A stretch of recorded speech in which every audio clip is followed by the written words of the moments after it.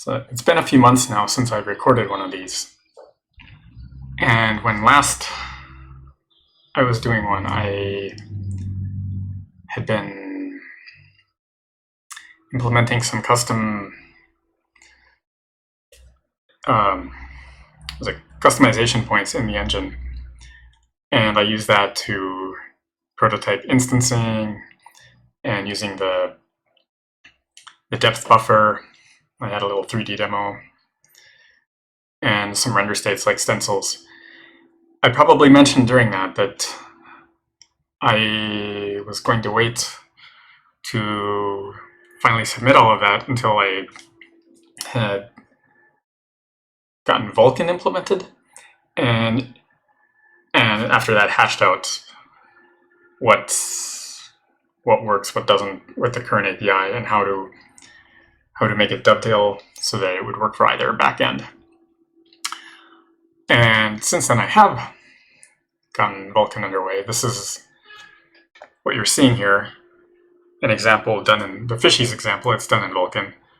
I think there are a couple of others that work. There's probably a few more things that work. There's the flashlight example, which is using what do I want to say? It's using masks, and oriented masks in particular, and I think the widget demo too. I'll see if I can switch to one of those without breaking it.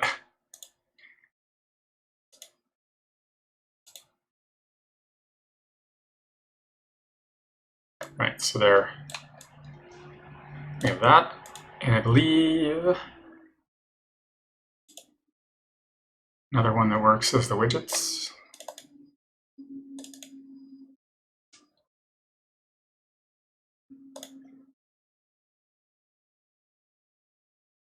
There we go.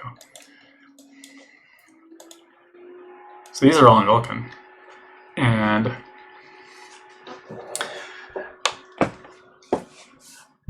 I'm at the point where stuff like this that doesn't use that uses fairly basic shaders seems okay. So I got the geometry part, which is a little interesting, and is making the next part difficult. So the geometry, the texturing,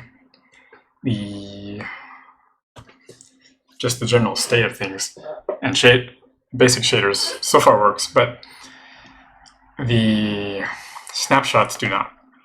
And they're going to require,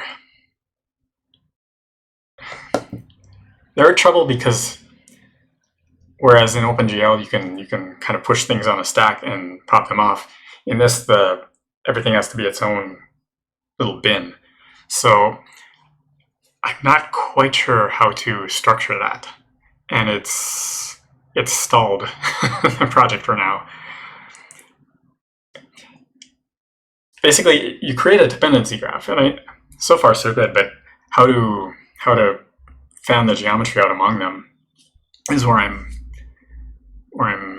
not quite sure how to proceed. If I get that underway, there's a lot of things that can be done that you can't do in the current OpenGL implementation anyhow, such as reading out the results of the texture without using GL read pixels. So we could do captures probably fairly cheaply, or at least they would fit in well with the pipeline. So you could get a screen capture, for instance, and do post-processing on it. I'm looking at doing that eventually. And that's another thing. The capture screen would be basically the same process, so I don't have that yet either. The other thing that needs doing is the built-in effects. Several of them are using uniform parameters. So, but I looked through them and none of them is using all that much. They're being fairly economical with the uniforms so that they all fit within a, say, I don't remember the exact count, but there's a 256 byte buffer that Vulkan uses that's fast and that doesn't take up memory, called the something constants or the push constants. So I've got the masks in there already, and I think I can fit any of the built-in effects anyway. But so those I still have to do, but I don't think they're going to be so hard. The thing is, if there is a situation where if you're using, since we can only assume 256 bytes, and some of them will be taken by masks, 256 would fit exactly the 4 by 4 matrices you're allowed to, 4 by 4, yes, matrices that you're allowed to create in the uniform user data. But you cannot have that and the masks. So I'd have to handle either situation since you potentially might want to go all out and use all 4 matrices. And then there's some other things that I had. There's this whole range of what are they called in uniforms in OpenGL that I had in a test enabled you to use. I would like to port that to Vulkan as well and get everything together. And that I don't know if that will interfere with this idea or not. Some of these things that I've done since might be stepping on some of this Vulkan work, so I'd have to go and revise that too. But there's this will definitely, getting back to what I was saying about the customization points in 3D and everything. This does step on a few of the things I developed there. And plus, it is a quite different design. So I'd either have to finish this, then go revise, or just revise knowing what I know now. And I don't know what has to give before I can move that ahead.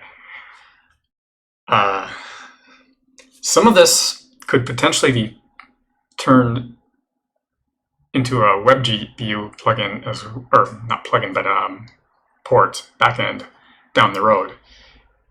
There are things. I mean, a lot of the design seems to overlap with the way WebGPU is designed. I think this is more complicated than that is supposed to be, but it's not done yet, so I don't know if it would be worth trying to target something like Dawn, maybe. But it's in my mind anyway. Otherwise, I don't know if there's anything too interesting to show about this. I have some other things I'm working on. So which one is this? There were some.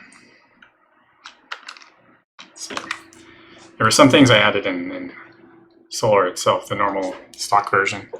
It have made it in already. This is an example of per-vertex colors.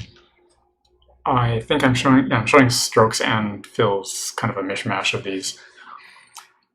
You can assign a color to each vertex. So we see with these the rectangles are just the 4 corners. The solar decks don't exactly specify where each vertex is, so to some extent you're using this API blindly if you do, but as in this case, it's fine to just throw random colors at its way. What it does let you do though is specify with meshes, which have IDs associated with each vertex anyhow, the positions and the UVs. The indices that you use are the same to specify colors. So this not parallelogram, but the shape up top, this quad, the red quad, that's using different shades of red for the fill and then random stroke. And I have a line, a rect, an image, which is, it's a shape too, but it's showing that it will work for that. Polygons, rounded rects, and circles. And I think we have, so the code is just just this sort of thing. Set fill vertex color, the index, which is between 1 and fill vertex count. And I'm just setting random colors on everything because I didn't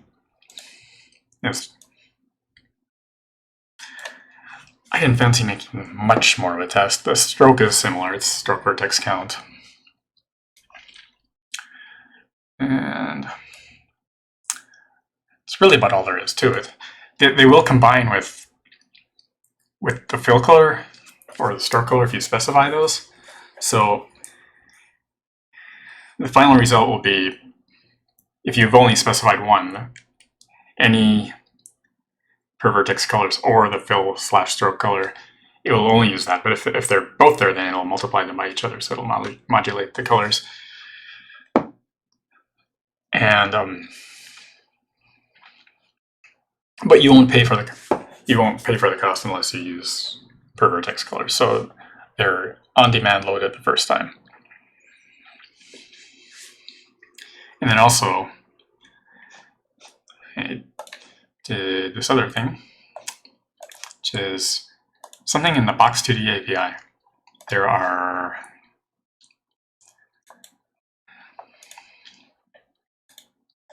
is something called the tangent speed. So you can see this when we drop these boxes, they move. This is a slight adaptation of the shape tumbler. As I said, shape tumbler conveyor belt. There's something in the Box2D API called tangent speed that you can assign during a collision. And here I put on the bottom and left walls of the shape tumbler a field called tangent speed, and when the collision occurs, where else do I have it? The object will pick it up. So it'll be assigned that tangent speed, which the walls are static, so they're not doing anything with it. But the shape will pick up the tangent speed, and it'll go along that. Yeah. So we drop the shapes, they get the walls or the floor or the wall, and go up. And then they'll be fighting gravity too, so that's sometimes the randomness has been pushing these up the wall, but if you rotate the screen, everything and make them fall, you can see that. I was trying to make something like an old Amiga game, had these conveyors that would go up the wall, and I wanted to do something like that, but I think it would have involved more effort than I was willing to put into this. So those are the open source contributions I've worked on in the solar source. Some of those last two have made it in, and the Vulkan stuff is going to be a while, but I haven't forgotten it. There are some other plugins that I don't know if I can really show too much of interest in, but they should be on the way. There's this. It's a WebP file format. You'll have to trust me that that's a WebP. And there are a few other. There are several of them, but they're all from a list on Google's webpage. So I've added support for this right into the bitmap. This used to be strictly in the impact plugin, but that was a bit slow, and it was going through several layers. It was copying out of one buffer into another, and then again, I think on the bitmap side. And this goes fairly directly. I added a loader feature that you can give it a callback, and I took the stuff out of impact, and I went straight to the WebP source, and I made a plugin that would read into a buffer, and then that you could pipe right into bitmap. So it should have removed some friction, and I know there are some people that are using it on a game, and some others who are testing it. And potentially I could do this with other file formats too. There's also some other things that WebP has. You can load incrementally I could maybe add that as a feature of the loader, since there are the draw with is that the files are often much smaller. It doesn't, they're not necessarily as fast, but from what I've heard, they're not too bad. I'm awaiting further results. So there's that one. There's I have another here. Theora play. This is this isn't a Theora. This is a MPEG. But I have plugins for both Theora and MPEG. This is MPEG 1. So there's both recording and encoding and decoding both. This is also the encoding list in the MPEG plugin as well. But I tried to clean it up a bit, and I updated the code with a new version of the MPEG writer. I'm using PL-MPEG for decoding. Theora is using Theora Play for decoding, and forget the name of the other one that it's a Node Video, I think, which I still have to check on the license for because it's not written anywhere. But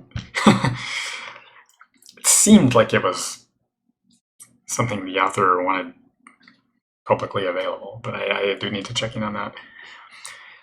So these will let you specify a big blob of bytes and record from that. And then decoding, you just use a similar thing to do so. You would be reading from a Theora file or a MPEG file.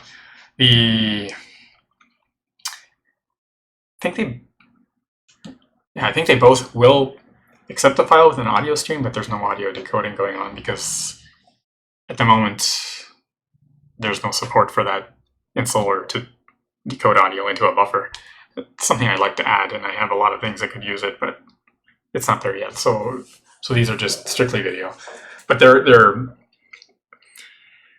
idea is to populate a display object with these. So they're not native elements like the video you would get from the engine itself. These you can put shaders on them and everything.